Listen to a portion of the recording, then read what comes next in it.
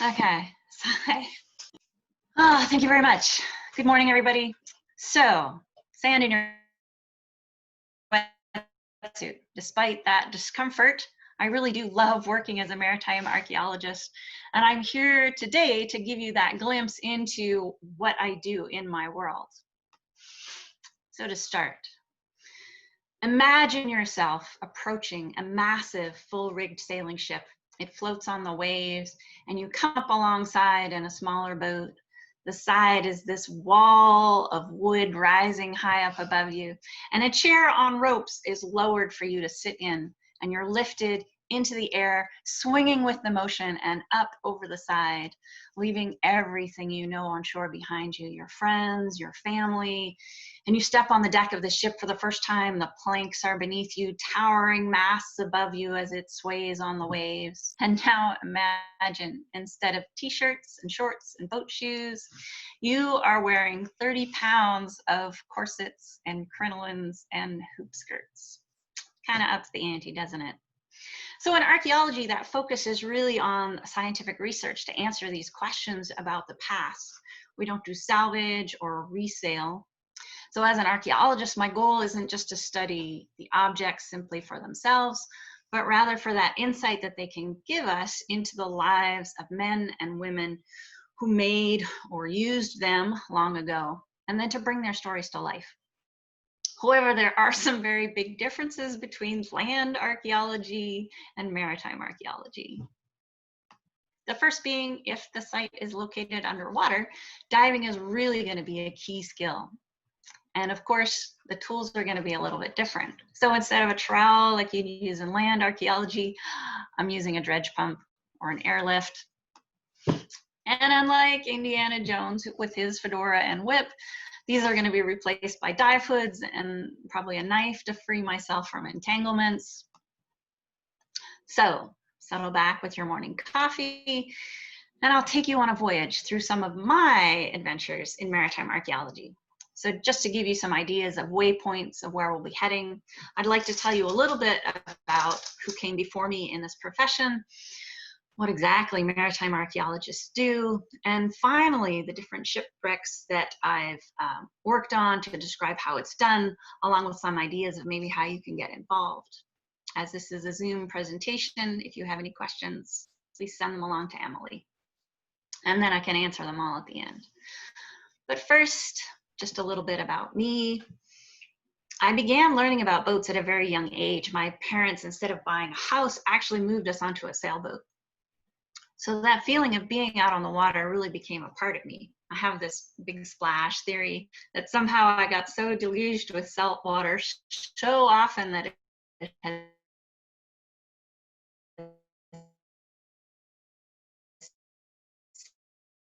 saturated me. Moments out, there are a lot of bruises. So from these early beginnings, I actually went on to work on tall ships. And after learning the ropes, literally, I began working in sail training. So I'm the third one there from the left in that crew photo, and we're about 60 feet off the deck of the Lady Washington. I've also worked on a couple of ships that took part in filming historical fiction. So the Cascalot and the Gazella shown here. The first one, we sailed from England to Malta in the Mediterranean for the Count of Monte Cristo. The second one, the Gazella, we went to Nova Scotia in Canada and did the film The Widow of St. Pierre. So although I'm currently not working on tall ships, I do still teach sailing. And I worked as a charter captain here in the Florida Keys. So from this fascination with the history and that maritime past, I decided to become a maritime archaeologist. So I went from sailing on top of the ocean to looking at what happens on the bottom after some captain has a really, really bad day. Because much of what happens goes on below the water surface, maritime archaeology often seems like it's a less known branch of archaeology. There are some real high-profile sites that have captured the public's imagination. Perhaps some of these you've heard of, maybe the Titanic, Bob Ballard's investigations into that wreck. So from the beginnings, when did the field of maritime archaeology really begin?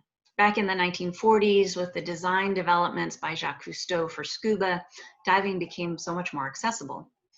And soon after, the first underwater archaeology investigations followed.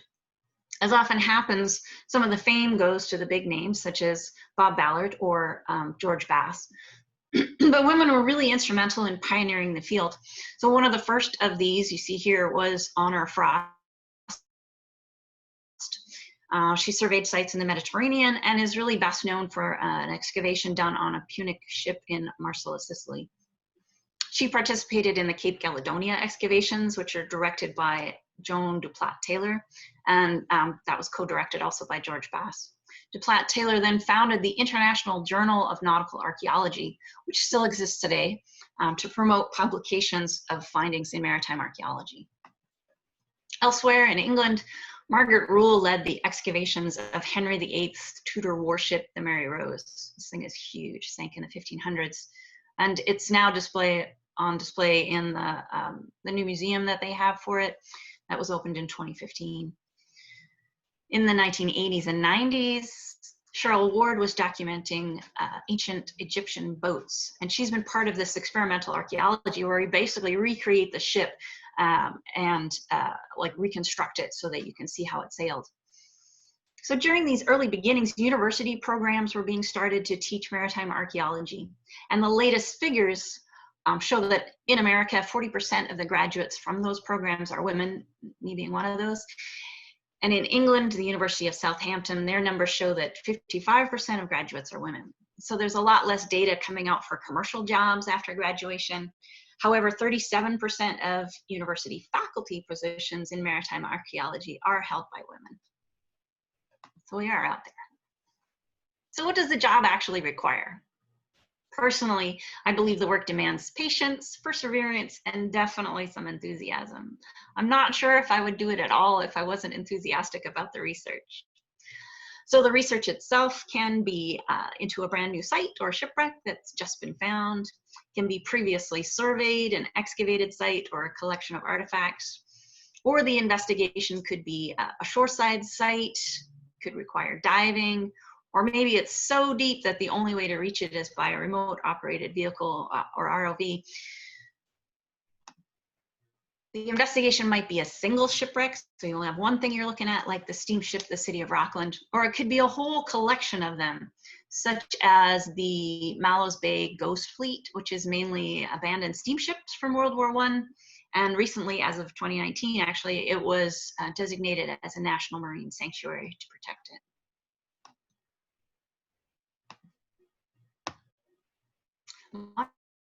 My personal research efforts have really been focused on seafaring women. So looking at the maritime histories, it often seemed that women didn't exist in this world. So you have the wives that stay at home and shore, you have these painted ladies of ill repute that visited in ports, but the tales really focus on these iron men or the swaggering sailor, who apparently all thought that women were bad luck on ships. Yes, definitely sailors can be superstitious. And this view has really been perpetuated, so much so that when I say I research women on sailing ships, I often get asked, but aren't women bad luck on boats? So if somehow it's like that idea could be the very reason why they would never have gone to sea. These assumptions don't tell the true story. In the 19th century, hundreds of women went to sea. So these were the wives, daughters, sisters, and nieces of the captains, along with the hired help. They ended up on whaling ships, merchant clippers, yachts, and family coasting schooners. And I might add that during that time, there are no statistical anomalies that exist of there somehow being more sinkings or less monetary return for oil whalers.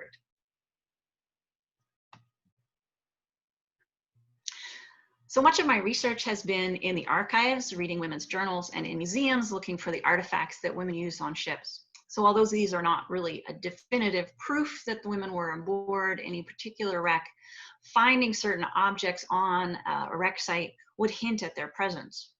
Women brought along sewing machines, parlor organs, children's toys, and some whaling captains would actually even built their wives these extra small, like deck houses on their ships.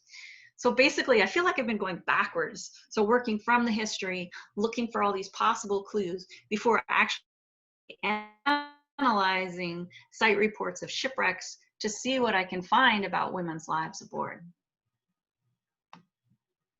So really, if you think about it, it's about 95% or more of the archaeological work is in doing the research and the analysis and studying what has been found. But the field work is really the highly visible part of the job. So in order to describe what's involved in maritime archaeological research and the excavation work, and of course how all that nitty-gritty ends up in my wetsuit, I'm going to use some examples from the work I've done on a few wrecks. The 17th century warship Vasa, Blackbeard's ship, the Queen Anne's Revenge in North Carolina, along with a couple of vessels that I've done work on in Massachusetts, the schooner Ada K. Damon and the steamship City of Rockland.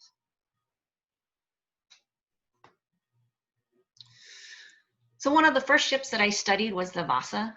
It sank even before leaving the harbor in 1628. So for its length, it's 226 feet long.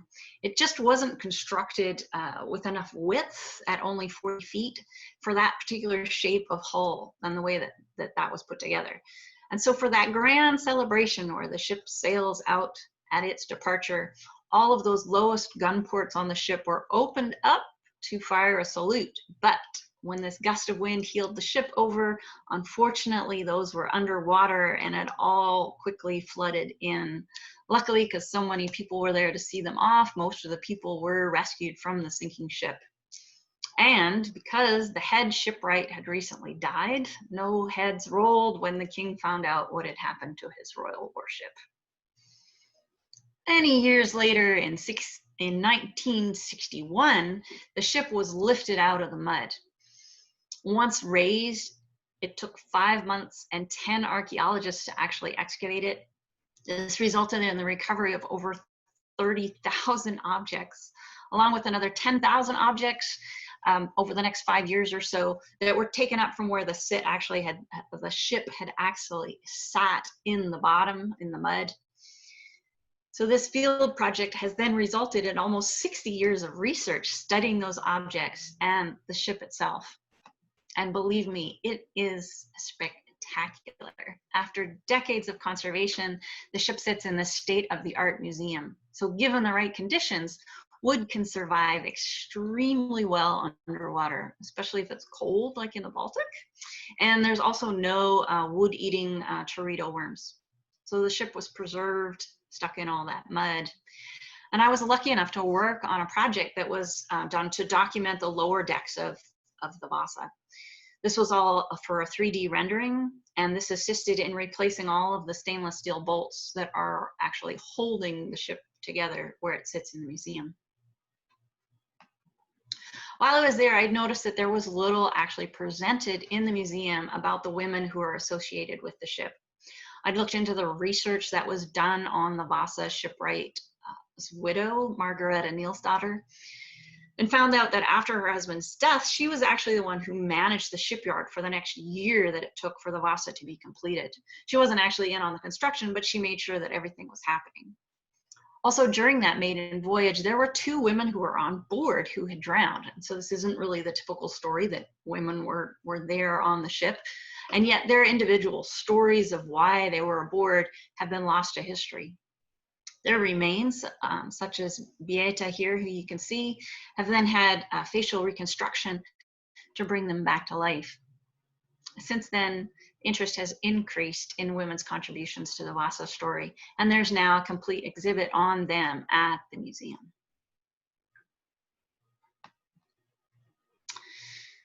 So from the Baltic in Europe, we're moving back across the Atlantic to North America, almost a century later. In case you've never heard of him, the pirate Edward Teach, aka Blackbeard, is perhaps the most notorious of the sea robbers who plagued the East Coast and the Caribbean in the age of piracy. Blackbeard and his fellow pirates captured the French slave ship La Concorde in 1717 and renamed it Queen Anne's Revenge. Even more prized than the bag of gold dust that they pillaged from the officers aboard, the pirates kidnapped the ship's surgeon, so their doctor. But still, they needed more than just his knowledge. At the port of Charleston, the pirates seized several ships, and as ransom for the hostages, they demanded medicines. So when the medicine chests were finally delivered, Blackbeard's pirate ship fleet headed north, but at Beaufort Inlet in North Carolina, the flagship grounded on a sandbar and was abandoned. Blackbeard at that point also marooned many of his 300-man crew, and he left them, taking most of the valuable plunder. So perhaps he was really, downsizing. So only a few months later, he was defeated by the Royal Navy, who hunted him down, ending his 18-month-long, which is a pretty short career. So from working in an air-conditioned luxury at a museum in Stockholm, we turn now to this full underwater excavation. The wreck itself of Queen Anne's Revenge was found in the 1990s, and the state of North Carolina took over on the investigation. After about 10 years, the decision was made to completely excavate the site. There's a lot of turbulence in that area, and they were worried about degradation. This goal has not been accomplished yet, but I was part of several field seasons that brought up artifacts from the site, such as this cannon that you see here. So what does a typical day look like on a project? Each morning we loaded all of our gear onto this dive barge. This one is the research vessel Shell Point. So there's a lot of different entities that end up being involved to make this work happen. And from our dock, we headed out to our site, and it's just about a mile off the beach at Beaufort. As we leave in the morning on deck, we load up all these coils and coils and coils of hoses for the dredge pump, along with the other gear that we need for our daily tasks. And those hoses, those are what helped dump all that sand from the bottom of the ocean into my wetsuit. Sand, sand, more sand. So every year, or even more often if I need it, all my dive equipment has to be completely serviced to make sure that the sand and the grit and the mud is all cleared out. As you can see, it probably wears out a little faster than some others. And along with all of that gear that we have, we also need all of our personal dive gear, the air tanks, and we also use full face masks on the site so that we can then talk to each other. They all have microphones and headpieces, and also communicate with the team that's on the surface. For those who do more technical diving, this was just air only. It's fairly shallow, and really like the choices that are made of what's needed just depends on where a site is actually located. Archaeology on sites underwater really only requires certification through AAUS, the scientific diving body here in the United States, and you don't require commercial certifications. So finally, we get this barge moored up to our site, and it's time to get in. Sometimes not much happens. The Queen Anne's Revenge site is actually at the mouth of a river, so on days like this, where you can see nothing, we really couldn't get any work done. So we'd pack everything up and we'd head back to the shore.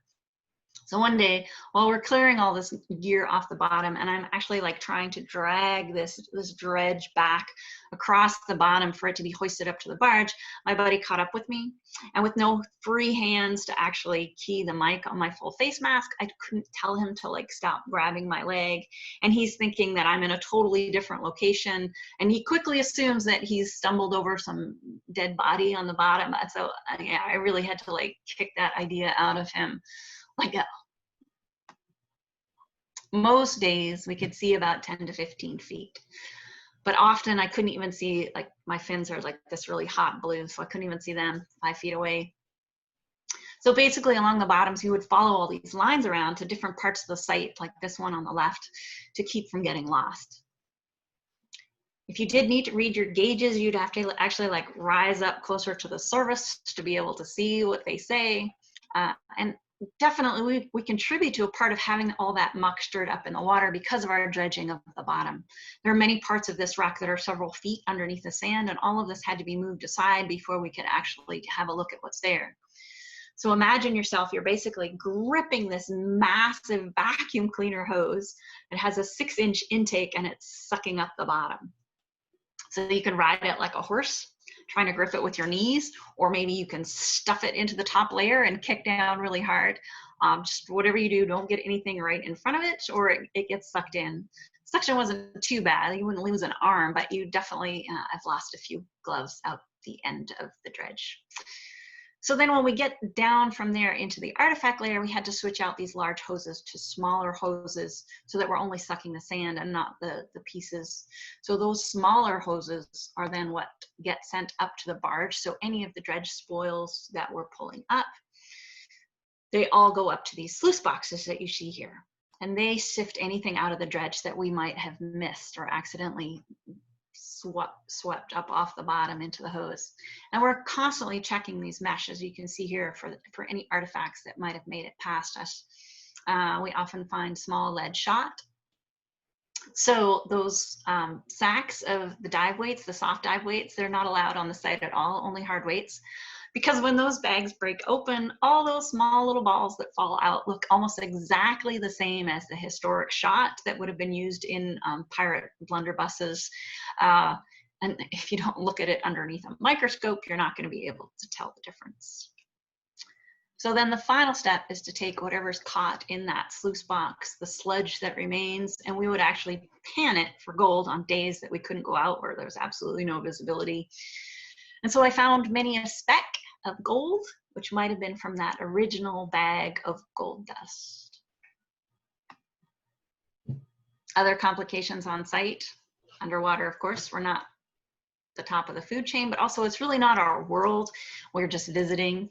And so patience really becomes very necessary if there's an octopus that ends up on the site. So if one is becoming like totally intently focusing on drawing the artifacts in their exact position, one of them might sneak up and drag away your scale bar that you're using at that point. Of course, everything on site has to get recorded in detail as we're doing the archaeological investigations. All of it gets tagged if it's going to be lifted. All of it is mapped in situ, meaning it doesn't move while we're doing that. And its shape and its relation to all the other objects that are around it are very precisely drawn in. These photos that you see here are not from the Queen Anne's Revenge wreck. Visibility there is usually just too low to see everybody else on site. This one here, this photo is from a field school in the Dominican Republic, so like crystal clear Caribbean waters. And we're investigating a wreck there that is believed to be Captain Kidd's last prize that he captured. So once all of an area is recorded and those artifacts can actually be lifted, whether they're big or small, it takes a lot of teamwork to then lift them up. So we have the cooperation of other ships that come out to give us a hand. This really often gets a lot of media attention if you're lifting a huge cannon off the bottom of the water, off the bottom of the ocean. So this one is labeled C13 from a particular square on the site.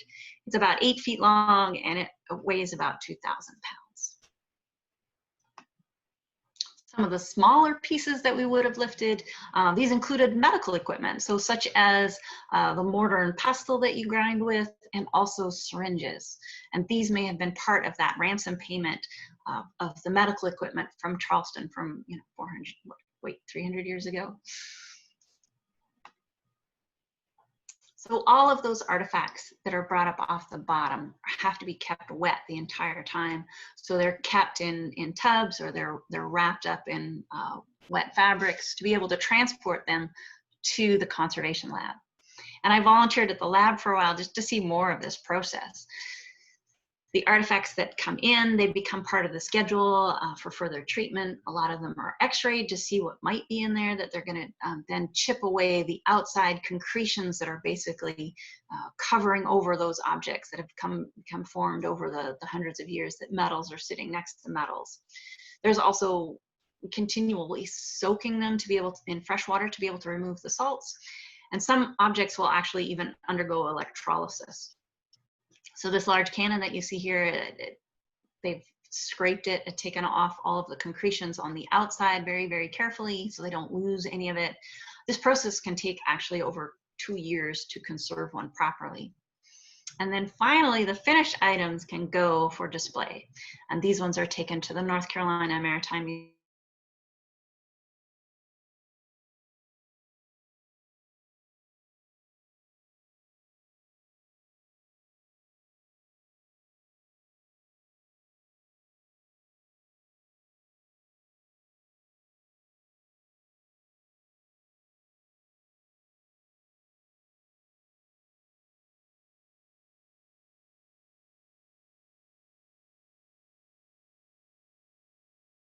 Swedish ship, the Vasa, and the International Journal of Nautical Archaeology, which still exists, along with the Journal of Maritime Archaeology, also published the latest of findings.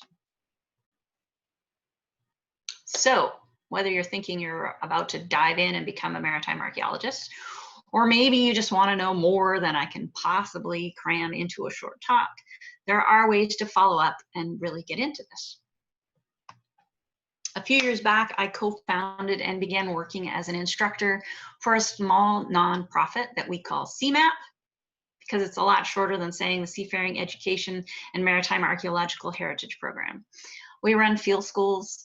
They focus on hands-on experiential learning and that incorporates traditional ship sailing, boat building, and then with the archaeology of local maritime sites for students of all ages. Of course, this can't happen this season with what's going on, but we do hope to be expanding with further workshops and courses and training in the next year. For the last few years, we've used shore wrecks in Massachusetts. One was this sand schooner you see here called the Ada K. Damon. It was built in 1875 and it wrecked on the Crane Estate near Ipswich. So this way, with a shoreside site, students with no dive skills at all can get experience doing maritime archaeology. Our current research for the state of Massachusetts has been on Little Misery Island, surveying a steamship called the City of Rockland, built in 1900. The training is all through Salem State University for credit, but all of the field schools are open to participants who are not currently enrolled at the college. The intensive week of training also includes international certifications with the Nautical Archaeology Society. So what to do from here if you want more? Once this pandemic passes, CMAP will resuming training and hopefully we'll be expanding to sites in Florida if you wanted to join us, of course. Other possibilities include diving Florida shipwreck trails, of course. There's ways that you can volunteer with agencies who are protecting underwater sites, such as NOAA's Florida Keys National Maritime Sanctuary works with Florida Public Archaeology Network to offer training. You become a citizen scientist, basically. And if you do become a submerged heritage monitor scout, you have that opportunity to go out and monitor wrecks in the local area. And if you aren't going to do any diving, there is, of course, the Shipwreck Tagging Archaeological Management Program, STAMP, which basically asks for citizen scientists to help them with finding ship timbers that have come up on Florida beaches, so we can see more about where they're coming from or how far they've gone, and maybe wrecks that we don't even know about yet that they've come from. And of course, you can join local archaeology societies if you want to learn more. I will, of course, be continuing to share my research on women at sea and maritime archaeology and giving talks such as this. And of course, if there's any of these that you need more information on, please let me know and I'll give you as much information as I can about them. So hopefully this talk has given you some insight into what maritime archaeologists do, maybe even some new information to get you thinking about how to get involved. I really want to thank the Maritime, the people here, the History of Diving Museum for inviting me along, and you all for tuning in on this Zoom platform. Thank you all so much. And if you do have any questions, now is the time. So hopefully Emily can forward those to me. Thank you. Yes, so if anyone wants to send me a chat message, I can field them. Any takers? Thank you. Yay! Good job! Excellent presentation. Whew.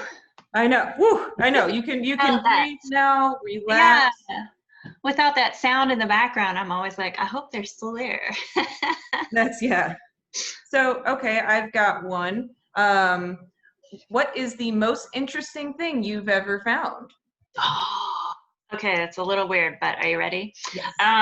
So in the 1700s, one of the big things to do was to have colonics. So great big syringes for enemas. Lovely things to have. And on the shipwreck, so part of all that medical equipment, one of the things that we found was one of those syringes that, you know, it's a little bit scary, but it's basically the pewter. Because there's that bit of lead in there, nothing really sticks to it. So you basically find the entire object. I mean, it was a little bit crushed on one side, but it was amazing how intact it was. So yeah, very, very interesting object. Oh, And that's you cool. sort of like, you have it intact. Yes. Okay, I've got another one from Bob. Are there ways to get involved with researching the Spanish fleet of 1733? I would need an email and a way to get back to you, or you can email me and we'll make sure that you can find out about that. I know there's some books that have already been published, and I'm gonna say I think they're part of the Florida Shipwreck Trail, but a lot of the items that might have been on site at one point are no longer there. They've been moved or taken to museums. I will hook you and Bob up with that, with emails.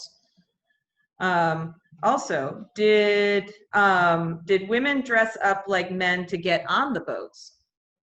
Yes, a whole different topic. They're really, really, really hard to find in the history unless they got caught. So one of the first women that is known to have circumnavigated the world was a French woman. She was a botanist. She went along on a scientific team. The French commander was Bougainvillea, that the flowers are named after, Bougainvillea, whatever. Mm-hmm. And somewhere out there, by the time they got to the Pacific, somewhere in Fiji, I think, she was discovered, and it was like, oh no, we have a woman on board.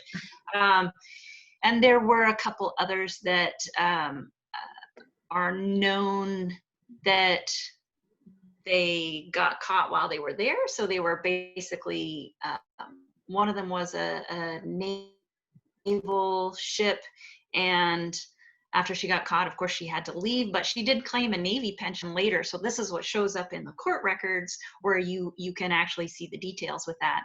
Archaeologically, again, I have no idea how we would find those people, Right. because they're Little hard to be able to capture that. being hidden. I I think it's, I'll have to find the name of that book. Also, and so did the hoop skirts and dress of the day make it dangerous for women on ships, especially into relation if they fell in the water? Yes, it would be. And there's stories in the records that a lot of women, they just sort of reverted to what would be their wash day wear. So they wouldn't wear their fancy clothes out. Or once they're being transported from the large ship to the smaller ship, you saw that first picture of them being in the chair. That was part of like trying to keep them safe, so they didn't like slide down the side of the ship into the water. There's also a story of a woman coming ashore after, 6 months at sea or whatever it took to get to another location, and her husband goes ashore first to do all the paperwork in New York, and he comes back and he looks at what she's wearing, and he's sort of like, I don't know, there's something new out there in the world. And so once she goes ashore, she realizes that nobody wears hoop skirts anymore. The fashion is gone, and so she's trying to remove her hoop skirts as they're in this carriage going to their next location. And of course, when she steps out of the carriage, promptly trips over all of this, extra fabric that's not being supported, and falls on her face in the mud. So yes, there are stories of the dangers of being out there on the ship. A lot of times they just revert to not wearing their fancy clothes unless they come up with another ship where another woman is present and they want to dress their best to go and visit the other ship. Excellent. So Jill would like to know, do you still enjoy diving for fun since it's your job? As funny you should ask. Yes, I do enjoy diving for fun, but a lot of times I get down there and I'm looking around at what's going on and I'm like, I feel like I should be busy, like I should be doing something. Like, I don't have, a dredge hose in my hand. What am I supposed to do here? So I feel a little antsy before I actually relax into it again. Yes, I still enjoy it. Yes. Excellent. Chris would like to know, Chris Ann, were there any punitive actions or punishments used against women who were caught in addition to being kicked off the boat?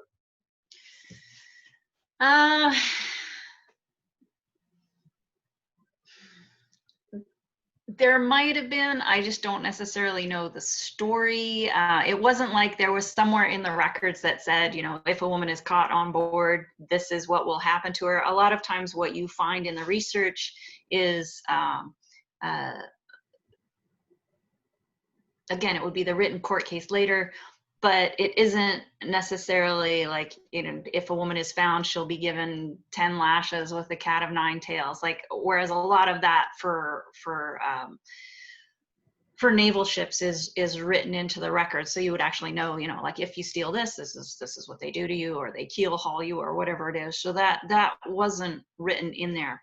But part of like people's concept of women not being allowed on ships, if you read the actual statement from the British Navy, I think it was, I want to say 1748, I'm not sure the exact date, but what it says isn't that no women are allowed. What it says is no women who aren't married to a crew member are allowed. So it's like, oh, so they're trying to get rid of the women of ill repute off of the ship so that there's, less disasters or conflicts happening on board. I'm like, hey, wait a minute. So it doesn't say that women aren't allowed. So at least within that era, they hadn't totally disallowed women.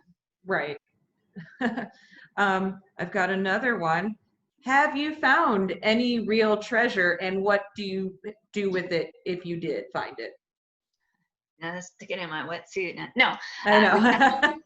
my student loans off, wouldn't it? Yeah.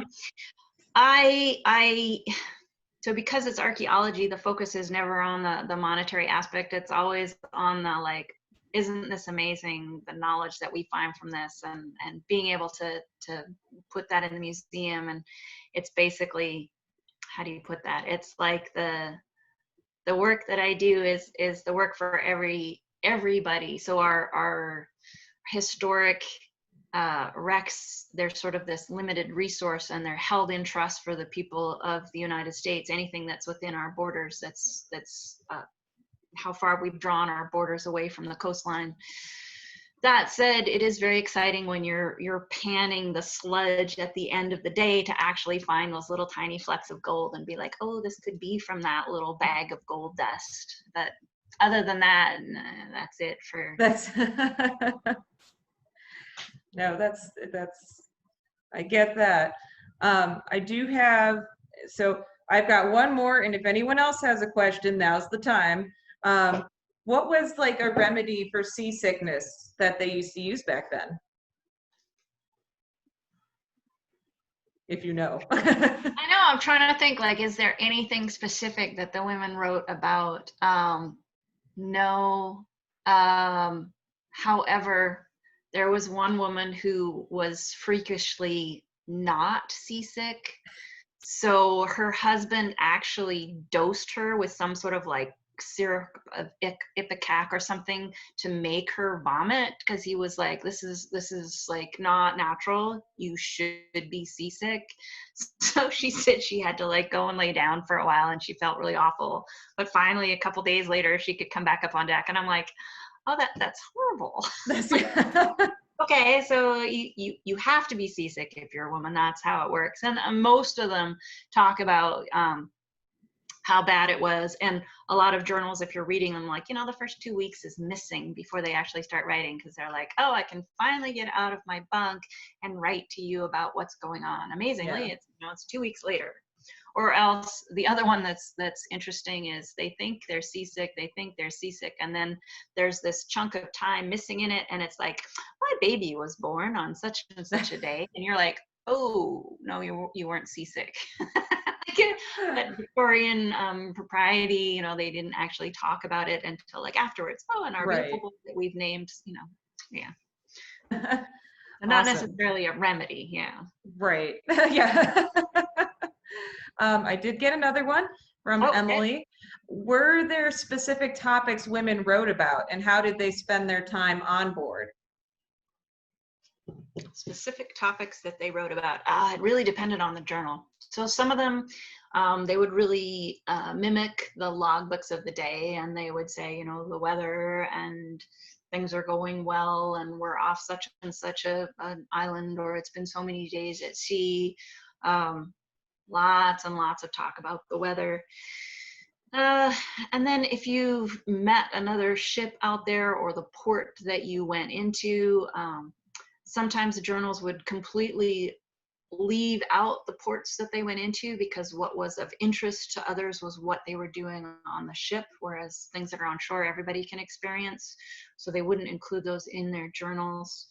There was a couple of them that were really interesting. Yep, you froze up there. The places that they went to. Am I back? Well, my internet is going. So you get these travel logs of you know, meeting Inuit people before there were that many interactions with them, and talking about those exchanges of culture. And that woman was extremely interesting because she spent like a couple of decades going to sea with her husband on whale ships, and her early writings and how she talked about other people, till when you get to the end and it just seems so much more accepting, and knowing these people that she was going to see again up north, and how she, you know, progressed and matured over so many years was fascinating. Yeah. That works. That works. So I've got one more question. Which woman do you admire the most in maritime history, and why? I know, pick one. Oh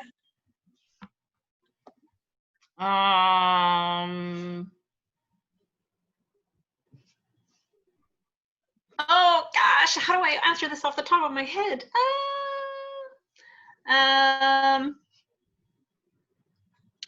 In history, as in not living, how about Maddie Nichols? She was married and to a ship captain, and I want to say mid 1800s she started sailing with him. 3 of her 4 children were born on board the ship, and she navigated the world 14 times. She survived 2 shipwrecks with her husband, one of which I'd really like to go dig up. It's somewhere on the shore in South Africa, and survived all of these, always had a sense of humor. So her writings that I managed to research wasn't a journal. Her husband actually had a printing press on his boat that he would do newsletters with and send out to his friends. And he would always, you know, make her write a column and take her away from her sewing machine. And so she would put in these little notes about, you know, where they were and how far they'd gone.